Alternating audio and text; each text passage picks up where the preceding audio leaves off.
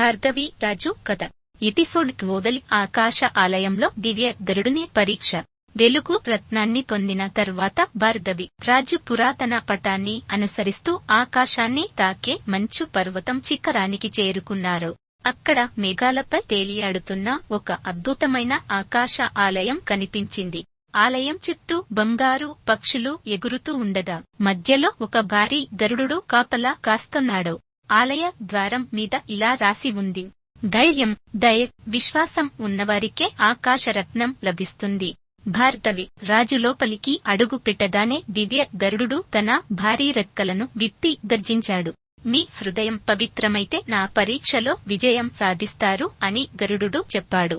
అప్పుడే ఆకాశంలో ముగ్గురు చిన్న పిల్లలు ప్రమాదంలో చిక్కుకున్నట్లు ఒక మాయా దృశ్యం కనిపించింది. రత్నం కోసం పరుగెత్తకుండా భార్గవి రాజు వెంటనే ఆ పిల్లలను రక్షించడానికి వెళ్లారు. అది చూసిన గరుడు చిరునవ్వు నవ్వి, స్వార్థం కంటే సేవ గొప్పది. మీరు పరీక్షలో గెలిచారు అని చెప్పాడు. గరుడు తన రెక్కల మధ్య దాచిన బంగారు తెలుపు రంగు ఆకాశరత్నాన్ని వారికి అందించాడు. 5 దివ్య రత్నాలు ఒక్కసారిగా ప్రకాశించాయి. ఆ వెలుగుతో చీకటి రాజు కోపంతో ఆకాశంలో ప్రత్యక్షమయ్యాడు. ఇంకా 2 రత్నాలు మాత్రమే మిగిలాయి. వాటిని నేను మీకంటే ముందే సంపాదిస్తాను అని గర్జించి అదృశ్యమయ్యాడు.